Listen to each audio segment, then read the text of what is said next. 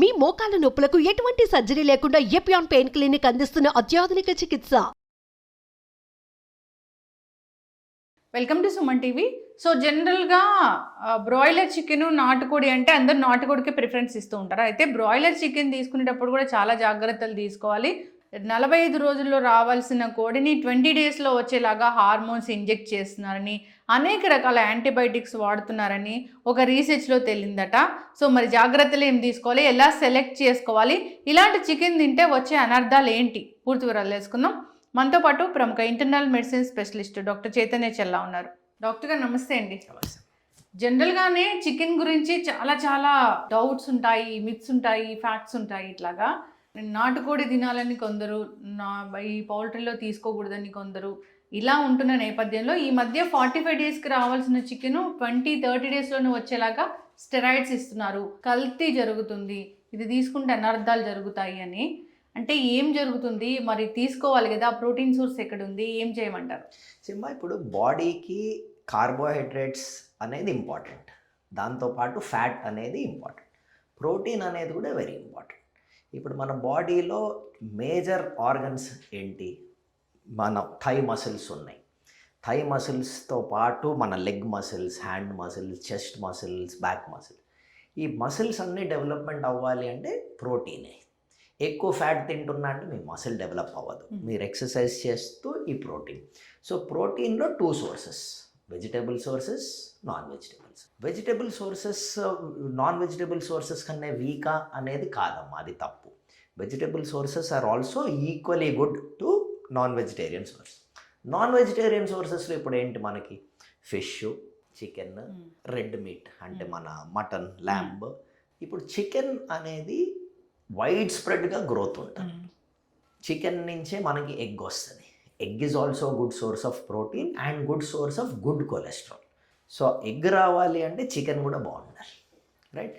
Chicken ప్రోటీన్తో పాటు మనకి egg కూడా ఎక్స్ట్రా ఇస్తుంది. సో ఇప్పుడు చికెన్లో చాలా అనేది ఏంటంటే, ఇప్పుడు సొసైటీలో ఇప్పుడు మనం చూస్తాం, ఇప్పుడు మొన్న కూడా రీసెంట్లీ ఏదో కంపెనీ మీద ఇట్లా రైడ్ అయ్యింది, వాళ్ళు ఇట్లా కెమికల్స్ వాడుతున్నారు, యాంటీబయాటిక్స్ వాడుతున్నారు, చికెన్ని 45 డేస్లో కాకుండా మీరు అన్నట్టు 16 to 20 డేస్లోనే పెద్దగా అయిపోవాలి అంటే హార్మోన్స్ ఇంజెక్ట్ చేస్తారు. ఇవన్నీ చెప్పడం చాలా ఈజీ అండి. వాళ్ళు చేస్తున్నారా లేదా అనేది గవర్నమెంట్ స్ట్రిక్ట్గా చేసి ఐడెంటిఫై చేసి చెప్పాలి. ఇప్పుడు నేను అనొచ్చు వాళ్ళు హార్మోన్స్ వాడుతున్నారు, వాట్ ఈస్ ద ప్రూఫ్ అమ్మా? బట్ చికెన్ 45 డేస్ సైజ్ అయ్యేది 20 రోజుల్లో అవుతుంది అంటే మీరు నేను జనాలు కూడా ఆలోచించాలి కదా, అది ఎలాగవుతుంది? ఇప్పుడు ఇప్పుడే పుట్టింది 2 monthsలో ఈ సైజ్కి వస్తుంది అంటే 15 రోజుల్లో ఆ సైజ్కి వస్తుందంటే సంథింగ్ ఈజ్ రాంగ్ కదా. So what can those things be wrong అనేది మనం ఆలోచించాలి. ఎందుకంటే అది మనం తింటున్నాం. యాంటీబయాటిక్స్ వాడుతున్నారా, గ్రోత్ హార్మోన్స్ వాడుతున్నారా అనేదే కదా లాజిక్ క్వశ్చన్. ఫుడ్ ఒక లెవెల్ కన్నా ఎక్కువ మీరు ఫోర్స్ ఫీడింగ్ చేయలేరు కదమ్మా.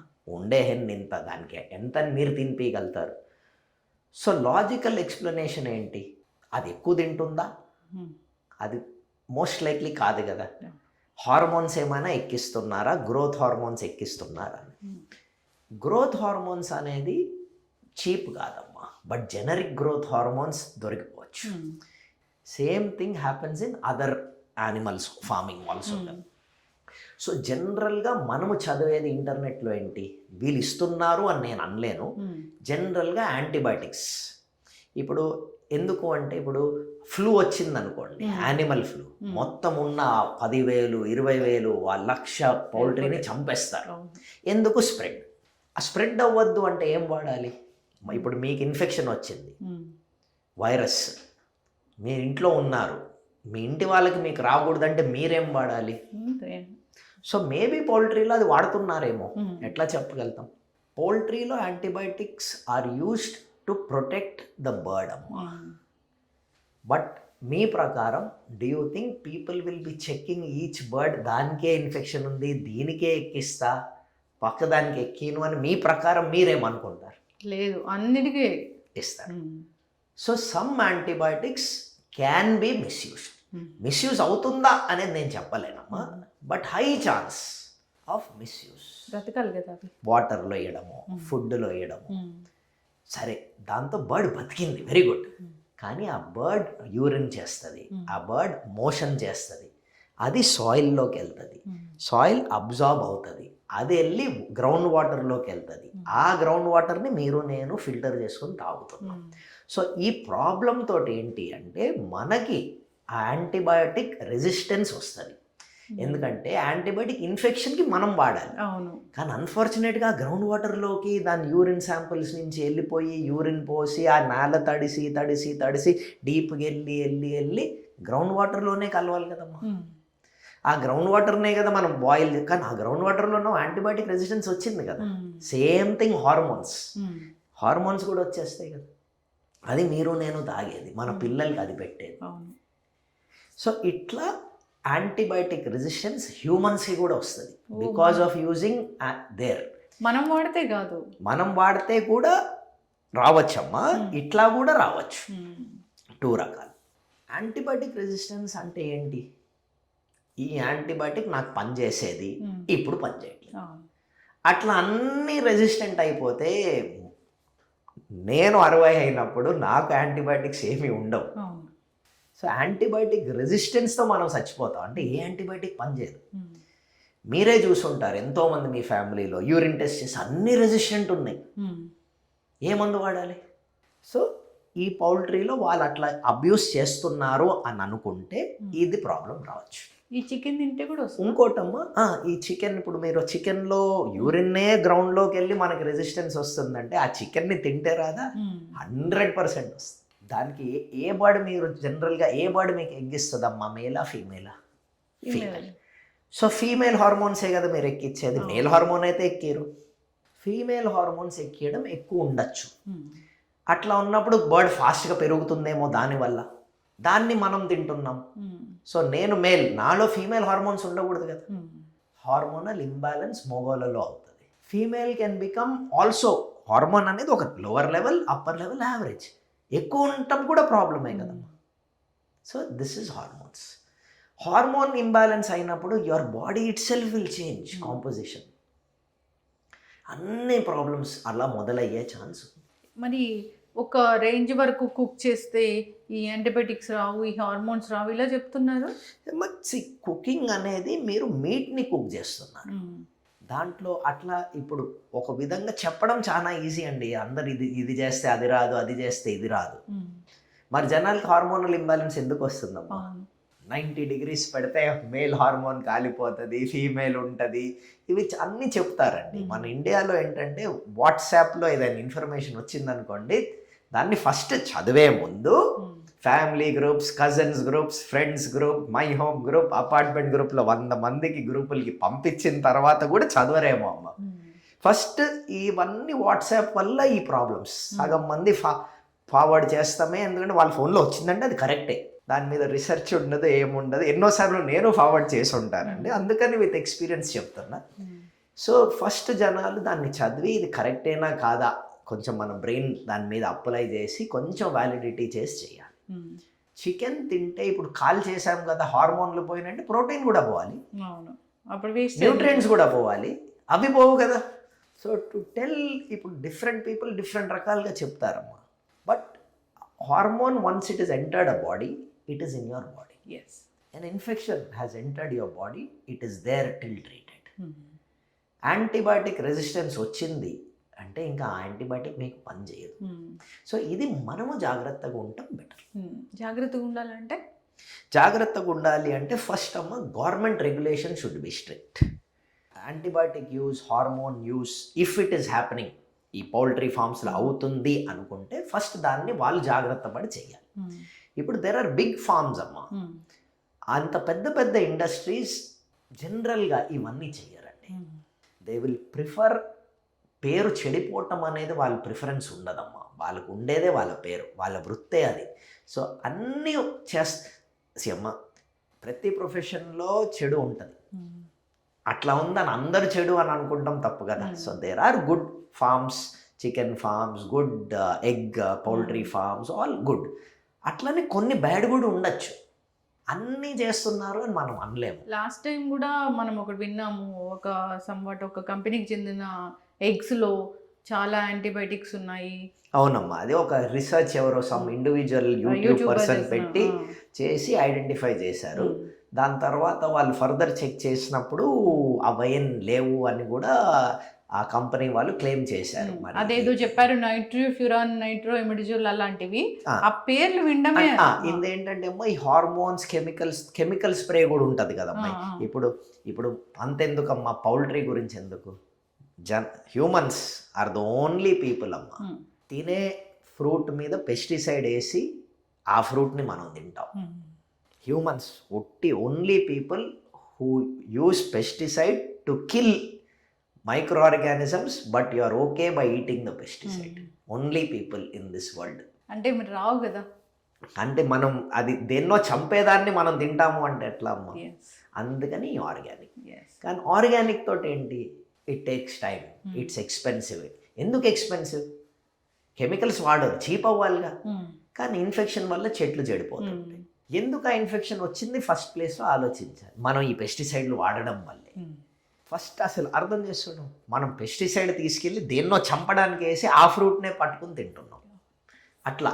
సో వీళ్ళకి కూడా ఇన్ దేర్ థింగ్ అట్లా చాలా trace elements, zinc, many chemicals వాడుతుండొచ్చు to keep the ground safe, to keep the animal safe. That will all eventually ఆ ఫుడ్ అందులోకి తిని దాని మసిల్లోకి వెళ్ళి దాని బ్లడ్లో అబ్జర్వ్ అయ్యి దాన్ని మనము తిని దాని ఎగ్స్ని మనం తినేటప్పటికి. ఇప్పుడు వెజ్జా నాన్ వెజ్జా అంటే ఏది తినాలన్నా భయం వేస్తుంది. అక్కడ పెస్టిసైడ్స్ ఉంటున్నాయి, ఇక్కడ యాంటీబయాటిక్స్ ఉంటున్నాయి, హార్మోన్స్ ఉంటున్నాయి. అంతేమ్మా. So to make any land organic, first you have to stop growing in it for 10 years. Do you think that is possible for No, us? it will take. So we have to understand the reality.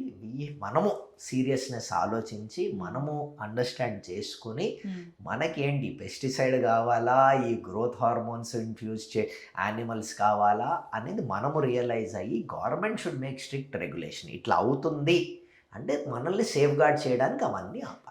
Good source నుంచి తీసుకుందామంటే ఎవరో కొంతమంది తీసుకోగలుగుతారు, కొంచెం తక్కువకి వస్తున్నాయంటే చాలా మంది తీసుకునే. ఇప్పుడు బ్రాండెడ్ ప్రోడక్ట్ ఈజ్ ఎక్స్పెన్సివ్ కదమ్మా. ఇప్పుడు కొన్ని బ్రాండెడ్ ఎగ్స్ ఉన్నాయి, బ్రాండెడ్ మిల్క్ ఉంది, బ్రాండెడ్ బటర్ ఉన్నాయి. They come from good sources. So దాని price will be higher because they are doing quality testing. It's like going to eat some high quality food in a 5-star hotel comes at a price. Your second 2-star hotel will be cheaper.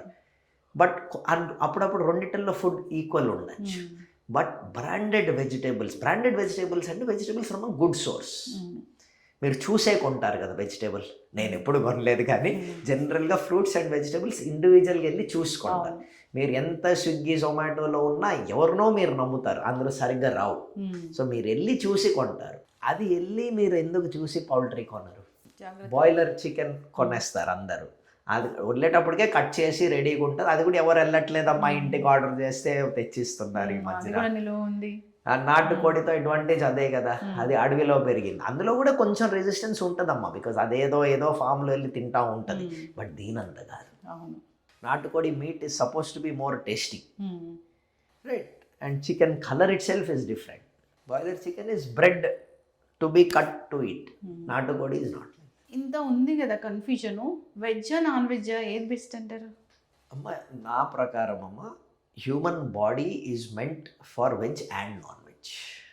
Human body because B12 vitamin, very essential vitamin మన బాడీలో, అది vegetarian ప్రోడక్ట్స్లో ఉండదు. Milk, eggs or meat, 3 non vegetarian products. High source of protein can come from vegetables also, meat also. Meat అందరికీ తెలుసు. Vegetables, ఈ పన్నీర్ ఇవన్నిటిల్లో కూడా గుడ్ అమౌంట్ ఆఫ్ మినరల్స్, విటమిన్స్తో పాటు ప్రోటీన్ అన్నీ ఉంటాయి.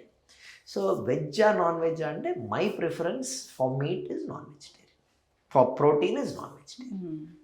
చాలామంది కూడా చెప్తూ ఉంటారు, ఆల్టర్నేటివ్ మెడిసిన్ వాళ్ళు కావచ్చు, జనరల్గా కూడా మనం వింటూ ఉంటాము, మన బాడీ నాన్ వెజ్ కోసం తయారు చేయలేదు, మన సెల్స్ కన్ఫ్యూజన్ వస్తుంది నాన్ వెజ్ తీసుకుంటే అని. లేదమ్మా, ఇప్పుడు అట్లా అంటే మరి వెజిటేరియన్కి B12 ఎట్లా రావాలి? అంటే this is a individual preference అమ్మా. ఐ థింక్ ఈ డిబేట్ అట్టా ఇటా అనే దానికి ఆన్సర్ ఉండదు.